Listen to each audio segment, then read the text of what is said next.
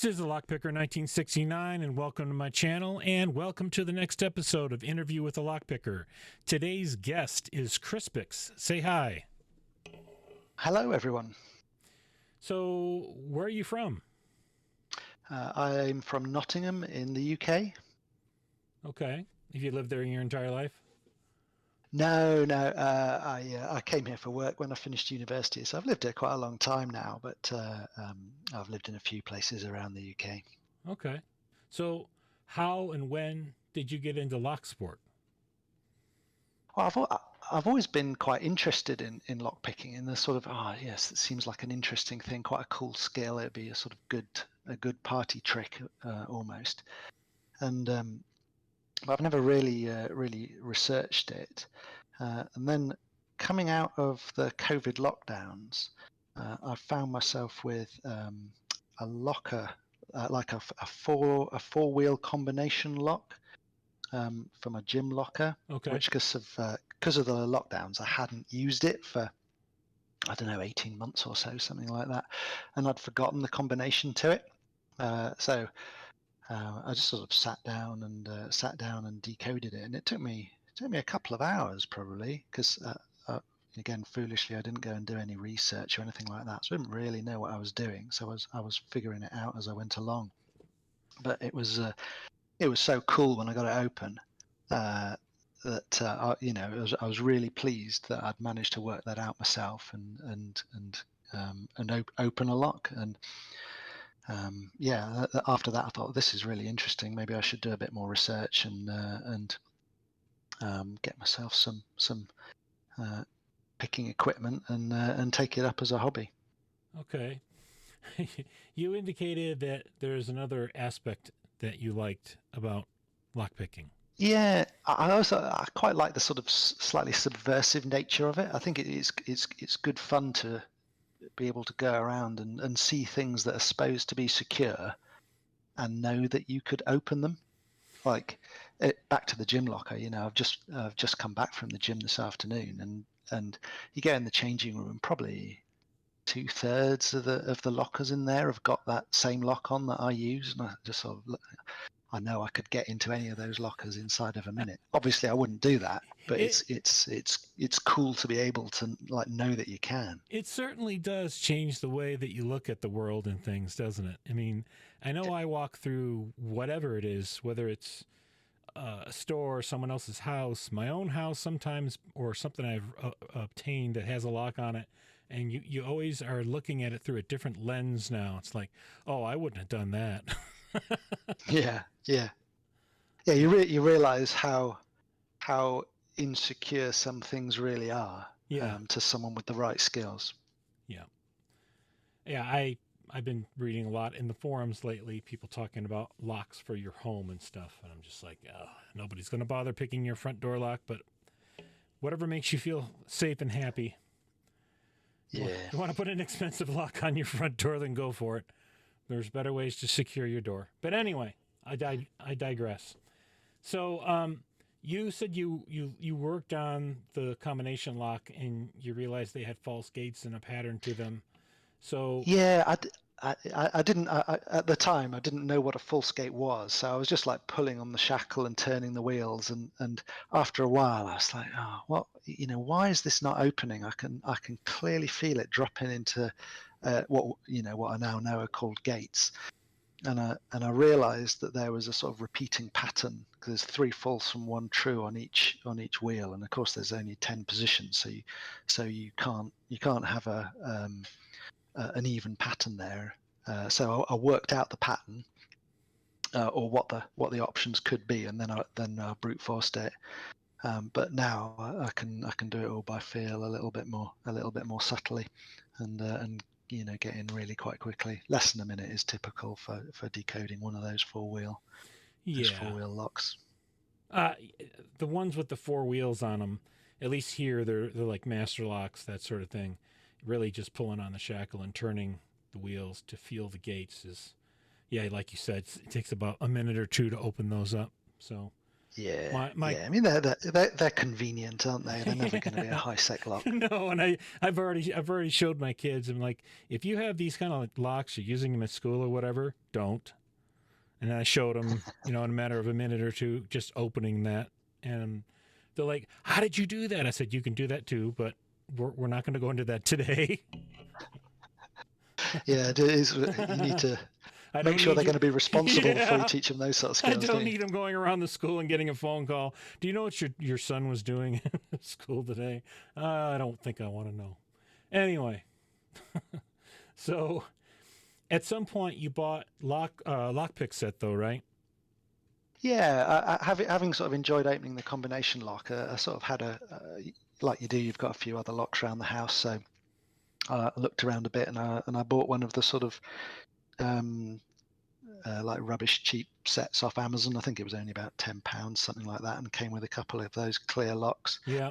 And it's pretty bad, but it did get me into. I think the first lock I picked was a sort of wolf dog padlock that I used to have on my shed. It's like a four pin lock, all standards and pretty bad tolerances. It's a really easy lock. Okay. And then also into a 6-pin chateau lock that I got from a storage place when I put some of my stuff in storage.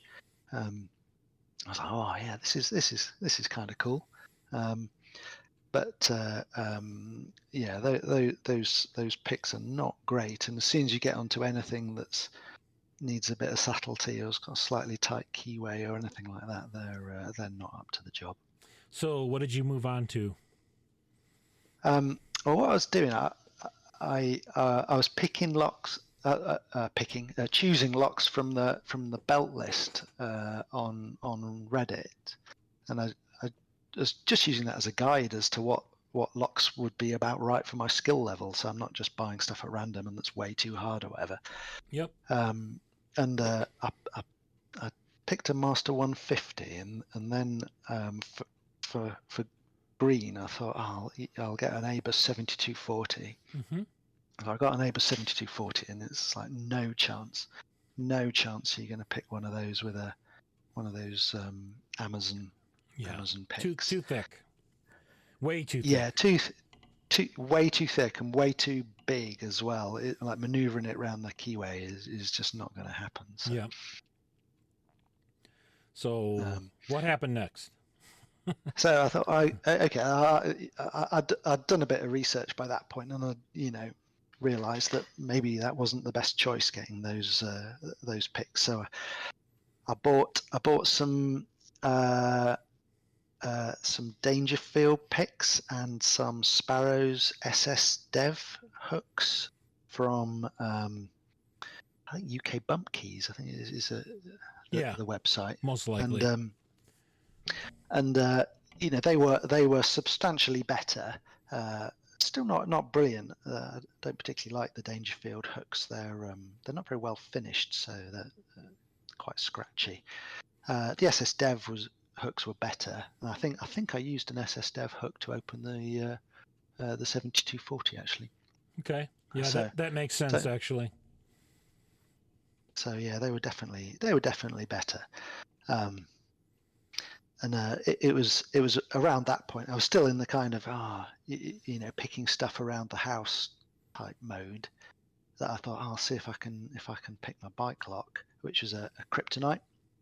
Okay. So that's I also bought one of those super cheap Chinese DD picks. And let me guess, the one with the blue handle for the rear tensioning, and then the all silver one for the front tensioning. Oh, not even that. I just bought the all silver one, okay. And it was very, very cheap. I can't remember how much it is. I broke the tip off of mine right at the get-go. Yeah, they're just. It looks like they're sort of interference fitted on and swaged in place or something. They're not brilliant. Yeah, no, they're glued on. Yeah. But I was so disappointed though, because it wouldn't even go in the kryptonite. It was there's like a warded spinner. It's not a lot of warding, but there's a little bit of warding on it, and it wouldn't go in. So that was my first experience of tool making. Actually, it was grinding and filing the tips down on that, Mhm. so I could actually fit them into my kryptonite.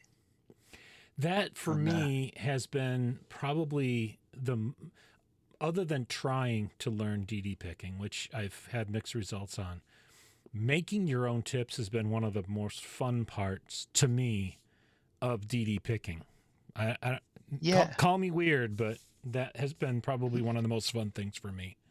no, I'm totally with you. I feel exactly the same. I kind of when I approach a DD lock, I go through this sort of period of understanding the lock, understanding how it works, understanding what tools and techniques I'm going to need to use to open it, and then often making the tools on the harder ones, and then you go in and start learning to navigate and understanding the feedback, and ultimately you get it open. So you've got a really sort of complete process there, Yeah, which I think is really satisfying, and it's a getting bit getting the thickness just right so you can get on the disc and not slip off of it, but still fit between the discs. yeah, Yeah, and yeah. and when you get into some of the harder ones, it's the techniques are a little bit more, they're a little bit more sophisticated than just turning it, like how you so how the tools and the lock work together is a big challenge, and the tools are a big part of being able to pick DD locks. Actually, it's So particularly the harder ones. you've made your own tips. Did you say you made your own tools as well Uh, to work with the tips, or is it just all tips? so mostly tips. I use a set of handles from RWB Custom Picks, which they're really good, Yes, I love like them. really high quality product, and they give great feedback. But they're quite easy to make tips for. So when I can, I use them, but uh, it's not always possible to use them. Like I think the first DD tool I made from scratch was for Abloy Classic, Okay. and the new RWB will take tools for Classic, but the first version didn't. So I made that from scratch with ejector pins and a roll pin, and I bought some aluminium bar and put some holes in it, and tapped some holes and all that sort of thing. So that was made from scratch. So Wow. So yeah, it was a when bit of a process. when you get your push rods, what's thickness are you purchasing? Because I've been telling people 1.5 millimeter. Yeah, it depends on the lock. Okay. Like mostly 1.5 is a good size, but on some of the harder locks, you need 1 millimeter or even less actually. Really? Like Okay. yeah, when you get into the abloys where you've got DC or DSS systems, some of them have got really small gaps down the middle. So you can't fit a 1.5 millimeter pin down the middle. Okay. And Good to know. some it depends on the lock. Hmm. Some of them, if you want to do a rear tension as well, then obviously you've got to wrap a tube around the outside of whatever you're putting down the middle. Yeah. Yeah. So 1.5 is a good starter, but you need to understand the lock, because when you get like a Sentry or a Disc Lock Pro or a Cento, they've got like a 1 millimeter gap basically. Okay. Cool. So at some point, though, you went and obtained even better picks than what you had with the Sparrows and the Dangerfield, correct? Yeah, I'd been picking through quite a few DD locks. I was just sort Yeah. of following that rabbit hole, and I thought, right, I should broaden my skills a little bit, and went back to picking pins. And the picks I had they weren't great. Um, so I bought some Lawlock Tools picks. I think it's the Valerian Yep. set. Excellent Um, set. Yep. yeah, that was, and they're a step change compared to what I had. Really, much Oh, better. yeah. You got got this big range of profiles, really well shaped, nicely finished. At some point, I probably will put some handles on them to make them a little bit stiffer and a little bit more comfortable to hold. Hey, they're the ones that I pick up, standard profiles in, and I'll make handles for them in my shop because I love the Valerians. They're well made. Yeah, they're really nice, and there's such a good range there as well. There's always something that's going to do the job. Yeah. I'll probably start by putting some handles on the rakes or something like that I Yep. don't use, just to learn how to do it, and then put some handles on the ones I actually use for when I've got a little bit more skill. And then I've also got some Moki picks which are really good. Oh yeah. I really like them as well. Love Moki. A sort of medium round hook from Moki is my sort of go-to first hook that I'd put in pretty much any lock as a first try. Okay.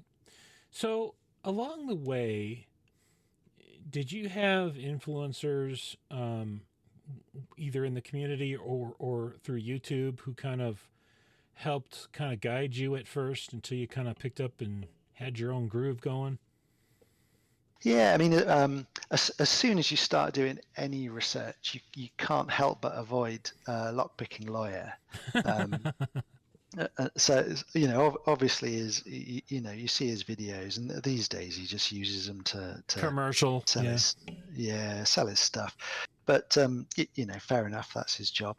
And it's kind of easy to not like LPL, but what he did do for me anyway was make it seem accessible. Yes. You just see him smashing through the what are relatively easy locks a lot of the time, and obviously he's quite a skilled picker. But you look at it and think, actually, if you know what you're doing, this is how easy it is. Yep. So it does make it more accessible. And then of course Lock Noob, I think his videos are excellent. And when I got into DD picking, particularly the harder DDs, Aidan Herjer's videos, they're really good. He just smashes through some really, really hard locks. He makes all his own tools, and you can see how sort of rough and ready his tools are, and I think that's brilliant, because it's kind of easy to be put off tool making because you think you've got to do some perfect tool like a silver bullet or whatever. Yeah. And you're gonna need a machine shop and loads of skill. And you see Aidan doing this stuff with things that he's done in his back garden with a grinder or whatever, and he uses them to get into some really, really difficult locks. So I think that's really good. So those guys are great. What has your journey into the community been like? Yeah, I did get kind of sucked in. It's like I came into it via the Reddit belt list. So I found that because I was just looking for guidance on what locks would be suitable for someone at my level, and of course from there I started using Reddit a bit. I thought, now I've picked some locks, I might as well apply for a belt. Might as well apply for another one. And at some point, I think one of the mods said, join us on Discord. And I was like, Discord? I don't even know what Discord is. Never heard of Discord. Yeah. And but I sort of downloaded it, but didn't really do anything with it. Didn't go on there very much. And then after a while, I just sort of got into hanging out on Discord a little bit more. Going there really to start with for sort of specific advice and guidance. Yeah. It works very well for that, because you've got so many fantastic pickers on there. Yes, there are. If you want information or knowledge or guidance, there'll be someone there that can give it to you, and everyone there's really helpful. So that was good. And I guess the first people that I sort of interacted with very like a little bit more deeply, Yagius helped me out with the tooling for the Abloy Classic, and he was Okay. super helpful, and that was a really positive experience. So kind of go, yeah, okay, let's do more of this. And then of course sending out challenge locks, you interact with people, and everyone was Yeah. really friendly and helpful. So Okay. yeah, it's very, very positive. I still think it is an overwhelmingly positive place. Well, There is the odd drama, but you achieved your black belt second dan, correct? that's right. And I Yeah. would imagine the community and that journey has been a big part of that. Yeah. If if nothing else, it's people telling you that you can do it, and everyone will offer, real sort of support and encouragement as well as the practical help, because it can be quite daunting, sitting down with some of these hard locks. Yeah.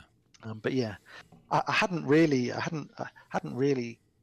ever contemplated getting black belt until I was actually quite close.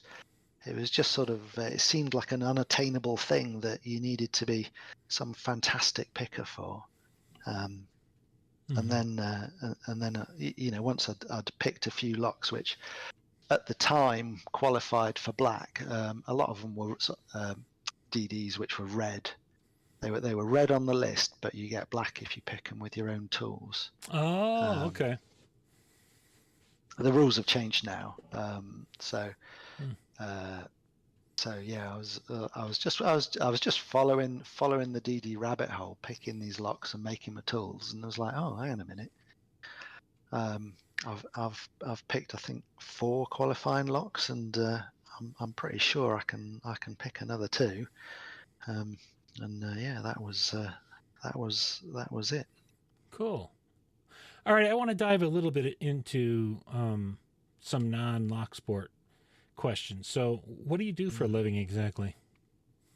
Yeah, so I'm a design engineer I work in the aerospace industry, and that I think that does help me actually, because I can use CAD when I need Oh, to, okay.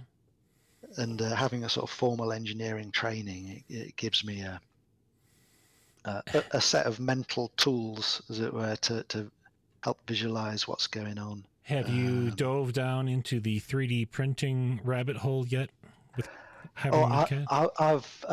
I've done um, some three like, I don't have a 3D printer, but I've done some tools for other people to 3D print should they need to. I've done Oh, cool. a spacer for the Sparrow's picks. The Yeah. Sparrow's DD pick, that is. The Sparrow's DD pick's a bit lazily designed, in my opinion, because you can't sit it down on the face of the lock.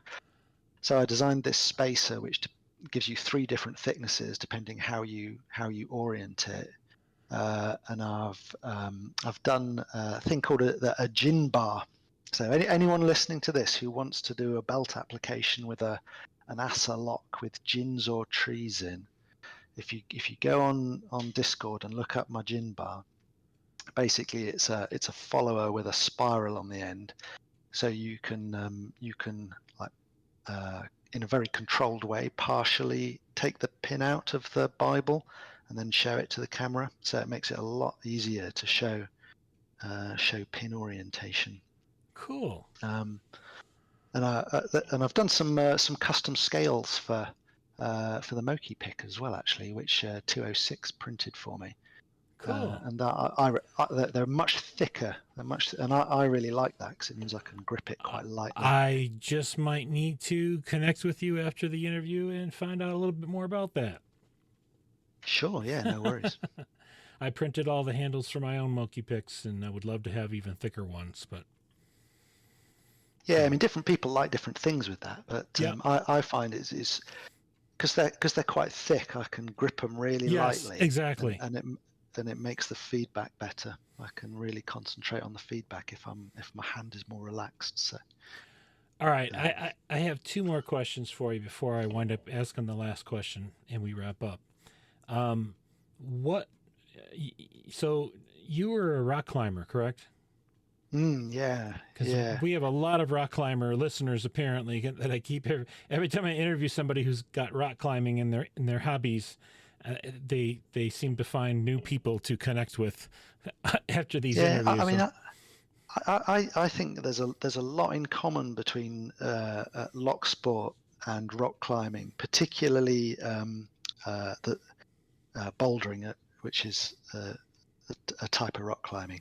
It's all the sort of problem solving, the kind of that progressive route to success, the learning all the subtleties to get things right. So for people who like problem solving, I think they really sort of fit a similar kind of sure. need for people. I think I don't do so much climbing anymore. I'm 46 now, and I started climbing 30 years ago, and I'm getting a bit too old for it, really. And my body's starting to break. So I understand that one way too well. Okay. it comes to us all. I'm 54, so I get you. All Yeah. right. So, last question before we wrap up. Where does your name come from? I wish I'd put more thought into my name while I was choosing it. I just I needed something for to do a YouTube channel, and I'm called Chris. So I just thought, I say Crispix, and it's like, wow, why not? I know it's a sort of kids breakfast cereal, I think. But yeah, so I just thought, bit of fun, put that in. I didn't think anyone would really pay it any attention, to be honest. I didn't think anyone would really watch any of my videos or anything like that. But yeah, as I say, wish I'd put a bit more thought into it, but it's there now. Okay. Anything you'd like to say to our audience before we wrap up? Yeah, I think enjoy locksport. Remember, it is just a hobby. It can get a little bit sort of all-consuming and a bit frustrating, but it's supposed to be fun.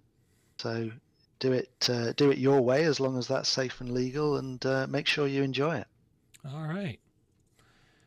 Well, I want to thank you for this interview. It's been we had we had a lot of fun talking in the pre-interview, and I enjoyed that. And even before we recorded, I was wanted to talk to you about your latest video on opening those little tiny Chinese DD locks, and that was a fun conversation as well, and I appreciate it.